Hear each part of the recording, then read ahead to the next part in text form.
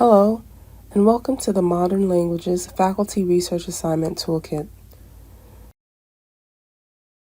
This toolkit includes multiple asynchronous modules to help your students learn basic research skills and includes subject-specific modules tailored to help students use their subject-specific databases.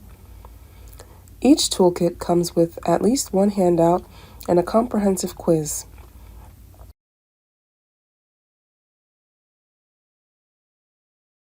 Your students must watch all videos in order to be able to answer the quiz questions. So, how do you use this? You can include these links in your syllabi or assign them on your LMS.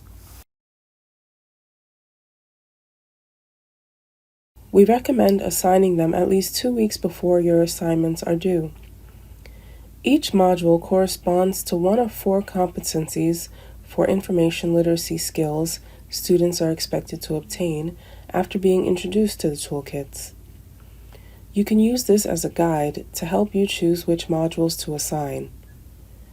If you have any questions or concerns, reach out to me at earestyl@bmcc.cuny.edu.